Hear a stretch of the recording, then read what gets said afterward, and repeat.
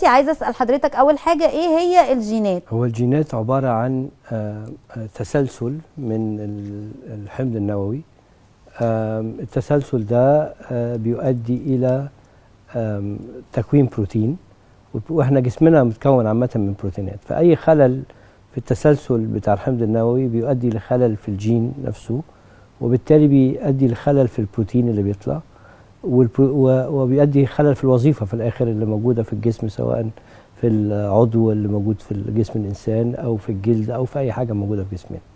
ومؤخرا حتى بقى كان زمان في تخيل ان الجينات عباره عن تسلسل الحمض النووي اللي بتعمل بروتينات، بس دلوقتي حتى مؤخرا كان الاكتشاف الكبير ان في جينات ما بتعملش بروتينات، هي مسؤوله عن تنظيم عمل الجينات الاخرى.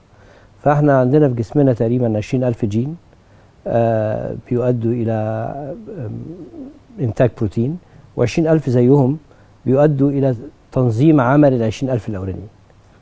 كل ده بيبقى على الدي ان ايه، احنا بنقدر نقراه ونشوفه لما بنعمل تحاليل معينه، ولا بنعرف ازاي؟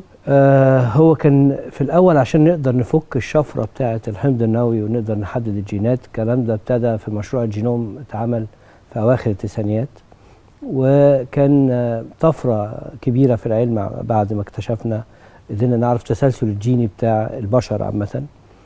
وبدا يعني عدد الجينات، المفروض ان هو ما نكتشف عدد معين في الاول وبعدين يبتدي يزيد، لا ده هو حصل العكس، كان العدد اكبر وابتدى يقل. يعني كان التوقعات ان هم تقريبا في حدود 35,000 جين، وبعدين بقوا قالوا لا والله دول تقريبا في حدود 25، ودلوقتي بيتكلموا في ان عدد الجينات الموجوده في جسمنا 20,000 بتنتج بروتينات، وزيهم بينتجوا ار ان اي اللي هو بينظم عمل ال 20,000 الجين اللي بينتجوا بروتين عامه.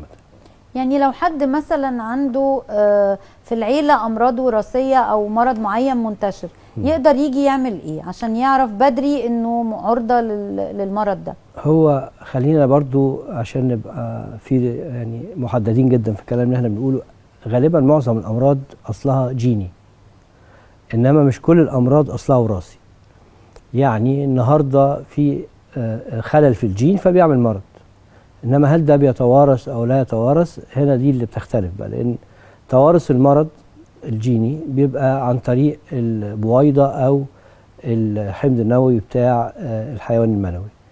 انما لو الخلل الجيني موجود في اي خليه ثانيه موجوده في الجسم غير البويضه او الحيوان المنوي، فبالتالي ما بيؤديش لمرض وراثي.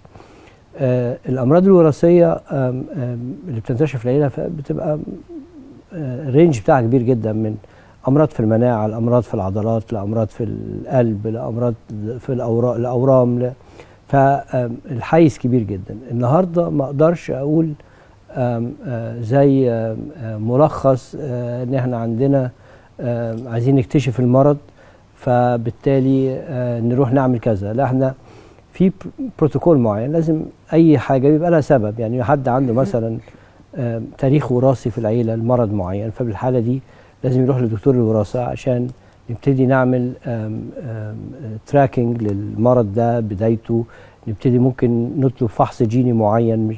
برضو لازم الفحص الجيني ده بيبقى مترتب على رؤيه الطبيب اي فحص اللي هنعمله، لان فحوصات جينيه كتير قوي، فلازم يتحدد الاول. زي ما حضرتك مثلا في ناس بتروح تعمل مع نفسها كده، تقول انا هعمل تشيك اب واروح المعمل، بس هو ده في مشكلتين. المشكله الاولانيه انت بتعمل تشيك اب على ايه بالظبط؟ ده لازم تحت اشراف دكتور، والحاجه الثانيه انت هتقدر تترجم وتعمل انتربريتيشن للنتيجه اللي طالعه دي ولا لا. يعني انت لقيت عندك حاجه مش طالعه مظبوط في التحليل، فبالتالي لازم اللي هيترجم الكلام ده دكتور مش المريض نفسه. فالفحص الجيني بيبتدي بوجود سبب كمرض صعب تشخيصه او كمرض وراثي في العيله، وبعد كده بيبقى زياره طبيب الوراثه، وبعد كده